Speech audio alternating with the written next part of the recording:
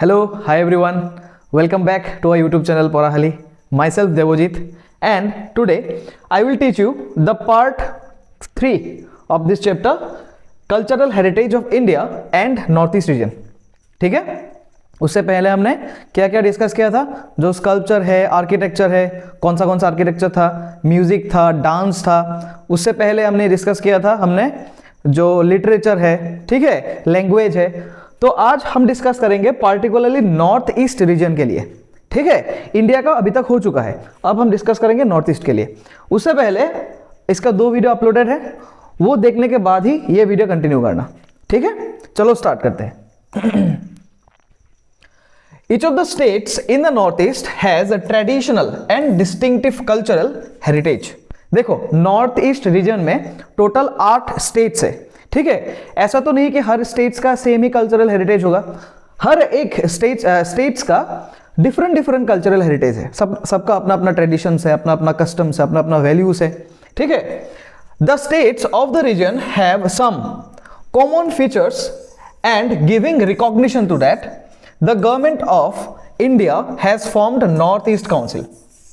ठीक है, ये जितने भी स्टेट्स है सबके अलग अलग कस्टम्स होंगे, फिर भी कुछ कॉमन फीचर्स है इन लोगों के बीच में. इसकी वजह से जो गवर्नमेंट ऑफ इंडिया ने क्या किया, नॉर्थ ईस्ट काउंसिल एक एजेंसी बनाया और उसके जरिए इस जो कल्चरल हेरिटेज होगा इस स्टेट्स के लिए उनको रिकॉग्निशन दिया. ठीक है, however Sikkim is also included in the north eastern council. ये जो नॉर्थ ईस्टर्न काउंसिल है, या फिर आप इसे एजेंसी बोल सकते हो, पार्टिकुलरली नॉर्थ ईस्टर्न स्टेट्स के लिए. ठीक है, तो सिक्किम एट लास्ट ये नॉर्थ ईस्टर्न काउंसिल में ज्वाइन किया. ठीक है, ये आप देख सकते हो नॉर्थ ईस्ट रीजन के जितने सारे स्टेट्स हैं.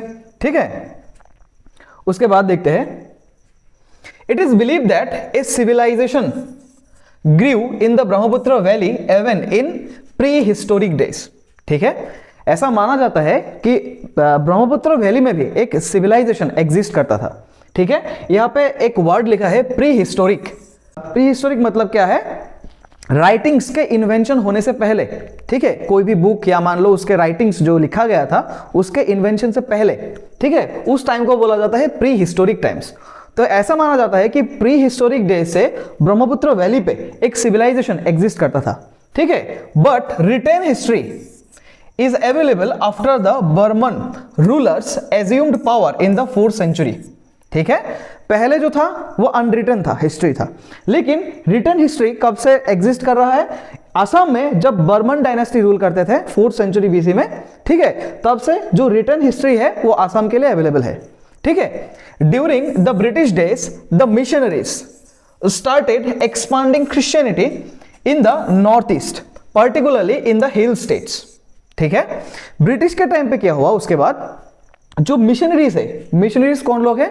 जो क्रिश्चियन जो रिलीजन है उस पर बिलीव करते हैं और क्रिश्चियन के जो फेथ है, जीसस क्रिस्ट के जो मैसेज है उसको स्प्रेड करते हैं लोगों के बीच में. ठीक है, उसको बोलते हैं मिशनरीज. तो उन लोगों ने आगे क्या किया, नॉर्थ ईस्ट में क्रिश्चियनिटी को प्रमोट करने लगा. ठीक है, मेनली पर्टिकुलरली हिल स्टेट्स में, जैसे मान लो आप मेघालय हो गया, मिजोरम हो गया, नागालैंड हो गया. ठीक है, तो इन सब स्टेट्स में क्रिश्चियनिटी को एक्सपांड करने लगा. While the Hindu religion established roots in the area during the ancient times. और जो हिंदू रिलीजन है नॉर्थ ईस्टर्न एरिया में एंशिएंट टाइम्स ही है. ठीक है, उसके बाद देखते हैं. ये देखो, क्रिश्चियन मिशनरीज ये जीसस क्रिस्ट का जो मैसेज है उसको स्प्रेड कर रहे हैं लोगों के बीच में. ठीक है, उसके बाद देखते हैं. It may be mentioned here that several tribes of the region still follow the animist tradition. Animist tradition मतलब क्या है? मैंने आपको पहले एक वर्ड बोला था, टोटेमिज्म. मतलब क्या है? नेचुरल ऑब्जेक्ट्स को फॉलो करना, उसको वर्शिप करना. एनिमिस्ट ट्रेडिशन भी सेम ही है. किसी भी एक पार्टिकुलर नेचुरल एलिमेंट को वो लोग क्या करते हैं? वर्शिप करते हैं, उनके साथ स्पिरिचुअल कनेक्शन फिलअप करते हैं. ठीक है, for example some tribes of the Arunachal Pradesh follow the Hindu, Christian and Buddha religion, but at the same time they also worship Donepolo. ठीक है, जो अरुणाचल प्रदेश के कुछ ट्राइब्स लोग हैं वो लोग क्या करते हैं? हिंदू, क्रिश्चियन और बुद्धा रिलीजन को फॉलो करते हैं. उसके अलावा एक और डोनेपोलो को वो लोग वर्शिप करते हैं, डोनेपोलो. ठीक है, that is their popular deities. वो उन लोगों के पॉपुलर डेटीज है. ठीक है, the sun and the moon, ये जो डोने पोलो है ये सन और मून को वर्शिप करते हैं। दैट मीन्स ये एक नेचुरल ऑब्जेक्ट को वर्शिप करते हैं। मैंने पहले ही बोला था, किसी भी एक नेचुरल एलिमेंट के साथ स्पिरिचुअल कनेक्शन रखना, नेचुरल एलिमेंट, ठीक है। ये लोग क्या करते हैं, अरुणाचल प्रदेश के ट्राइब लोग सन एंड मून को वर्शिप करते हैं, ठीक है। उसके बाद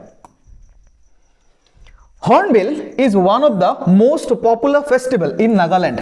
याद रखना, हॉर्नबिल किस स्टेट्स का एक पॉपुलर फेस्टिवल है, नागालैंड का, ठीक है। And it is celebrated in the first 10 days in the month of December. दिसंबर के जो मंथ है उसके फर्स्ट 10 days में ये जो फेस्टिवल है मनाया जाता है, ठीक है। Where all the tribes showcase their traditional and rich cultural heritage. वो फेस्टिवल में क्या होता है, जितने भी ट्राइब्स रहते हैं वो ट्राइब्स आके अपना अपना जो कल्चरल हेरिटेज है वो शो करता है, ठीक है। Freedom fighter Rani Gaidinliu launched a movement named Heraka for the revival and preservation of the traditional religious belief and cultural heritage of the tribes of Nagaland. देखो, हर एक ट्राइब्स का अलग अलग कल्चर होता है, लेकिन क्या हुआ, इंडिया में बहुत सारे डायनेस्टीज ने इन्वेड किया, उसके बाद ब्रिटिश आया, मुगल, ब्रिटिश, ये सारे के सारे क्या क्या इन्वेड किया, तो उनका जो कल्चर है हमारे जो लोकल कल्चर है उनके साथ मिक्स हो गया, एसिमिलेशन हो गया। तो इसकी वजह से क्या हुआ, हमारा जो लोकल कल्चर है वो डिसअपियर होने लगा, ठीक है। लेकिन ये जो फ्रीडम फाइटर है रानी गाइडलू, इसने क्या किया, एक मूवमेंट चलाया उस टाइम पे। मूवमेंट का नाम था हेराका, ठीक है। किस लिए चलाया, रिवाइवल एंड प्रिजर्वेशन, जो वो लोकल कल्चर डिसअपियर होने वाला है उसको प्रिजर्व करने के लिए ये मूवमेंट स्टार्ट किया, ठीक है, नागालैंड में। ये थोड़ा याद रखना, ये नाम थोड़ा याद रखना और कौन सा मूवमेंट था ये याद रखना, ठीक है। ये आप देख सकते हो, हॉर्नबिल फेस्टिवल, ठीक है। उसके बाद देखते हैं, majority of the Meitei people of Manipur are followers of Chaitanya cult, ठीक है। मणिपुर के जो मेजोरिटी लोग हैं, मेइटी पीपल बोलते हैं उन लोगों को, तो वो क्या फॉलो करते हैं, चैतन्य को फॉलो करते हैं, ठीक है। अच्छा, यहाँ पे एक वर्ड है कल्ट। कल्ट मतलब devotion to a particular god, उसको बोलते हैं कल्ट, ठीक है। Songs, dances and musical instrument influenced by the Vaishnava religion are seen among the Manipuris. आपने गूगल पे जाना, वहां पे सर्च करना मणिपुरी वेडिंग्स, तो आप वहां पे देखने मिलेगा कि जो मणिपुरी वेडिंग्स है वो सारे के सारे वैष्णव, मतलब जो गॉड श्री कृष्ण है, तो उन लोगों के जो कल्ट है उसके हिसाब से वहां पे वेडिंग्स होता है, ठीक है। उसके बाद देखना, the Khasi, Garo and Jaintia people of Meghalaya started following Christianity from 1830 and now more than 70% people of the state are Christians।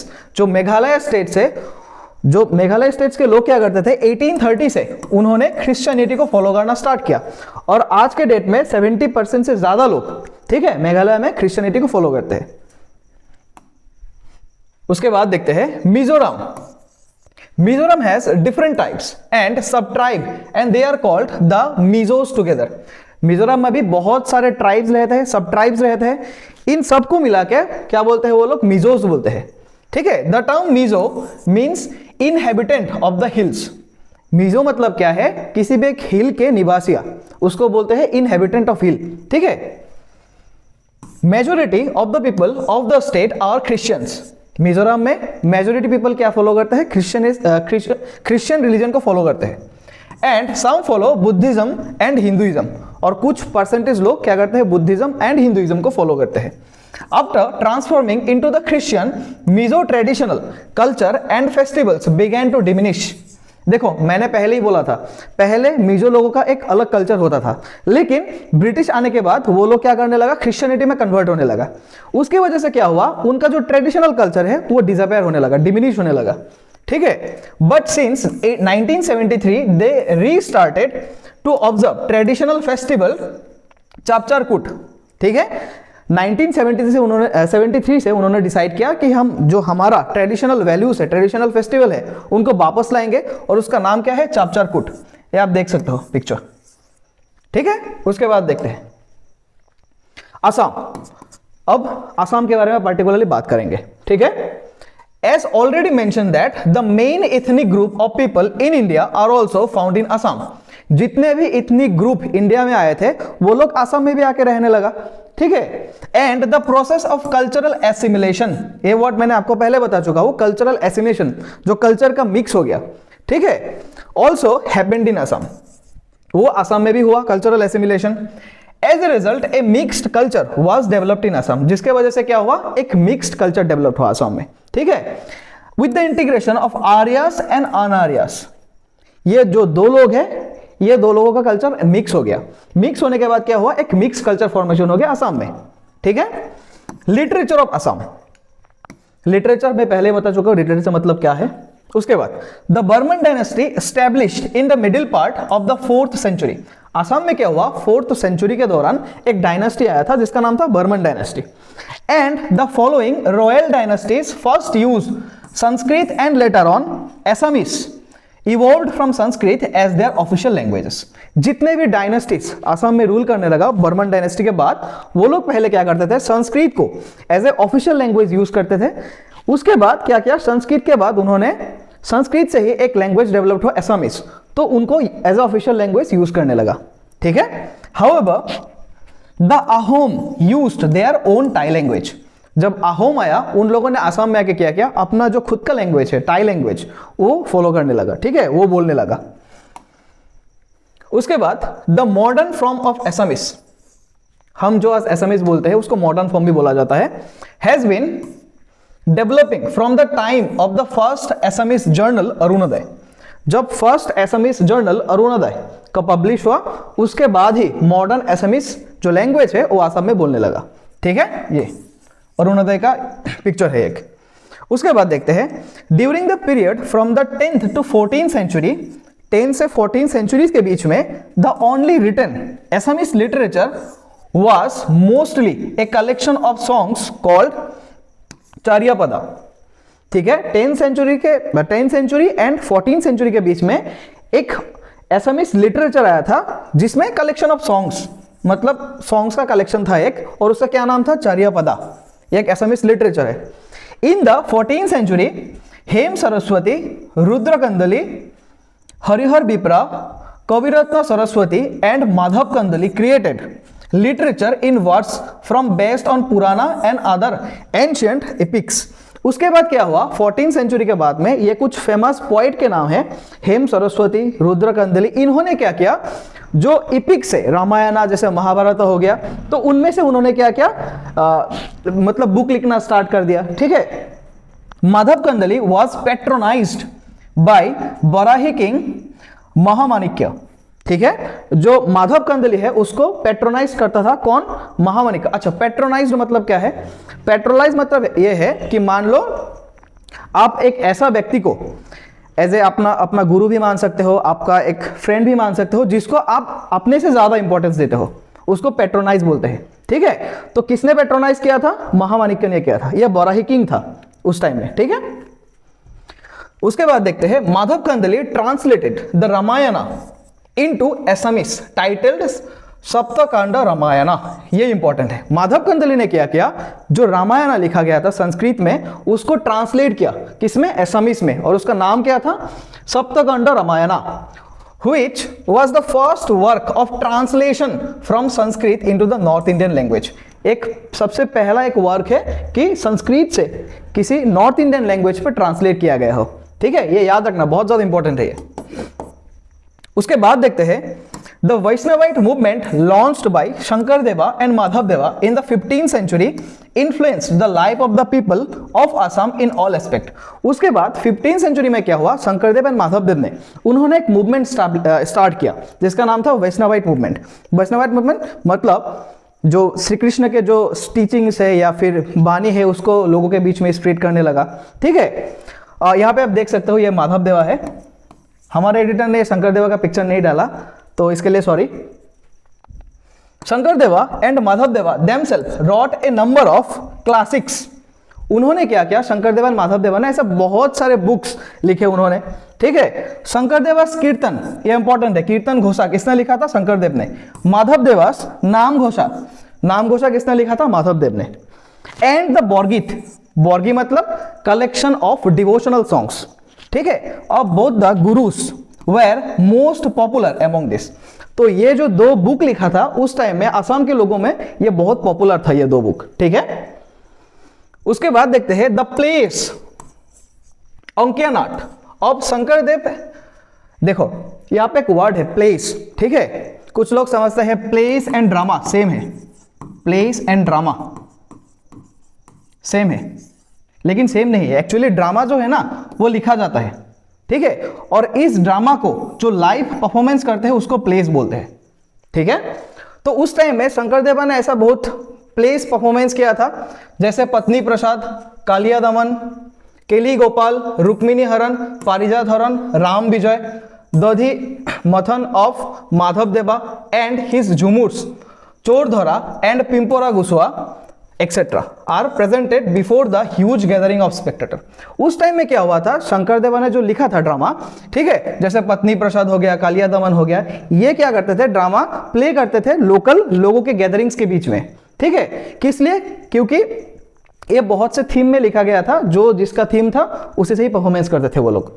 उसके बाद देखो माधव देवा का चोरधरा, पिंपोरा गोस्वा, ये सबके सब नाम इंपॉर्टेंट है, ठीक है, इसको मोस्ट इंपॉर्टेंट आप बोल सकते हो, ये नाम आपको याद रखना पड़ेगा।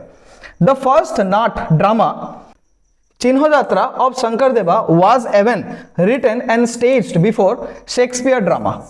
तो शंकरदेव ने एक ड्रामा लिखा था चिन्ह यात्रा, ठीक है, उस टाइम में क्या हुआ था, वो रिटन एंड स्टेज किया था, शेक्सपियर के ड्रामा के सामने स्टेज किया था वो, ठीक है। After Shankardev and Madhavdeva prominent writers like Bhattadeva, Ananta Kandali, Ram Saraswati and other kept up the tradition of Assamese literature. Shankardev and Madhavdev के बाद भी कुछ ऐसे राइटर्स आए थे जो एसमीज लिटरेचर को और अपलिफ्ट करते थे। वो कौन कौन सा था, राम सरस्वती था, उसके बाद अनंत कंडली था। The real Assamese prose written was first introduced by Bhattadeva with his writings like Katha Gita. जो रियल एसमीज प्रोज है वो पहले किसने लिखा था, भट्टदेवा ने लिखा था, ठीक है। And is writing like Katha Gita, ये क्वेश्चन आ सकता है, कथा गीता किसने लिखा, भट्टदेव ने लिखा। एंड भागवत कथा किसने लिखा, भट्टदेव ने। रत्नावली कथा किसने लिखा, भट्टदेव ने। The Padya Gita written by Govind Mishra born in 16th century still widely popular. उसके बाद 16th सेंचुरी में भी एक पोएट था जिसका नाम था गोविंद मिश्रा, उसने क्या लिखा था, पद्य गीता लिखा था। ये जितना भी नाम से और जिसने जो लिखा वो ज्यादा इंपॉर्टेंट है, आप देखना ये एमसीक्यू आ सकता है इस पे, ठीक है। उसके बाद देखते हैं the modern Assamese language evolved from the American Baptist missionaries published the first Assamese magazine Arunodoi in 1846। ये इंपॉर्टेंट है, जब से ये अरुणोदय स्टार्ट हुआ 1846 से, तब से हमारा जो मॉडर्न एसमीज लैंग्वेज है वो इवॉल्व होने लगा। जो हम आज बोलते हैं एसमीज लैंग्वेज, मॉडर्न एसमीज लैंग्वेज है। तो ये इवॉल्व कब से होने लगा, 1846 से, जब पहला मैगजीन आया था Arunoday. Gradually, the Assamese literature was influenced by various style and characteristics of European literature. उसके बाद जो Assamese लिटरेचर है वो यूरोपियन लिटरेचर से भी इन्फ्लुएंस होने लगा, ठीक है। तो ये थोड़ा आप, ये स्लाइड बहुत ज्यादा इंपॉर्टेंट है, ठीक है। शंकरदेवा, माधवदेवा हो गया, किसने क्या लिखा था ये आप याद रखना, एमसीक्यू में आ सकता है। उसके बाद रिलीजन ऑफ असम, असम में कौन सा रिलीजियस ग्रुप ज्यादा है। देखो majority of the people of Assam are Hindus, सबसे ज्यादा पीपल क्या है, हिंदूस है असम में। They are followed by people following Islam, Christian, Jain, Buddha, Sikh. ये जो दूसरा रिलीजियस के लोग भी असम में रहते हैं, लेकिन मेजॉरिटी कौन सा है, हिंदूस है, ठीक है। उसके बाद the people following Hindu religion in Assam can be broadly divided into this following शक्त, शैव, वैष्णव एंड शौर्य कल्ट। जो असम में हिंदू रिलीजन फॉलो करते हैं लोग, उसमें भी चार डिवाइड कर सकते हैं हम, क्या क्या है, Shakta cult, Shaiva cult, Vaishnav cult and Shaurya cult. Cult मैंने बोला था एक पार्टिकुलरली जो गॉड है उसको डिवोशन करना, ठीक है, उसको वर्शिप करना। देयर आर सेवरल शक्तिपीठ इन असम। शक्तिपीठ तो आपको पता है, जो हमारा गॉडेस शती था, ठीक है, उनका जो 51 पार्ट में डिवाइड हुआ, तो वो जहां जहां पे गिरा उसको शक्तिपीठ बोलते हैं। तो असम में एक ऐसा ही एक ही है, वो कौन सा है, कामाख्या टेम्पल, ठीक है। Among this, the Kamakhya temple in the state is famous all over the world. ये जो कामाख्या टेम्पल है ऑल ओवर द वर्ल्ड ये फेमस है, ठीक है। उसके बाद देखते हैं, trace of Islamic religion was first found in Assam in the 13th century. Assam में कब से इस्लाम जो रिलीजन है वो असम में आया? 13th सेंचुरी से आया। ठीक है। Poa Mecca in Hajo is a holy place for Islamic people. ये आपने नाम भी सुना होगा, हाजो में जो पोआ मक्का है वो इस्लामिक पीपल के लिए बहुत ही हॉली प्लेस है। द जिकीर एंड जारी written by आजान Pir are popular religious songs. ये याद रखना, जो आजान पीर था उन्होंने क्या किया, रिलीजियस सॉन्ग लिखा था जिसका नाम था जिकीर एंड जारी। आपने क्लास 10 के शायद एसएमएस में भी पढ़ा होगा ये जिकीर एंड जारी, तो इसने आजान पीर ने लिखा था। ठीक है। Azan Pir came to Assam during the reign of Gadadhar Singh. याद रखना, आजान पीर कब आया था असम में? गदाधर सिंह जब किंग था असम का, तब आजान पीर असम में आया था। ठीक है। उसके बाद उन्होंने क्या किया, जिकीर एंड जारी, ऐसा बहुत सारा सॉन्ग्स लिखा। ठीक है। I think this is the end. तो आज के लिए इतना ही। और एक आएगा, छोटा वीडियो आएगा। ठीक है। पार्ट 4 भी आएगा इसका, क्योंकि ये बहुत बड़ा चैप्टर है और मैं अगर वन शॉट में कंप्लीट कर दूंगा तो लेंदी हो जाएगा, बोरिंग भी हो जाएगा। ठीक है। इसलिए मैं पार्ट बाय पार्ट उसको पब्लिश करता हूँ। तो आज के लिए इतना ही। Thank you. See you again.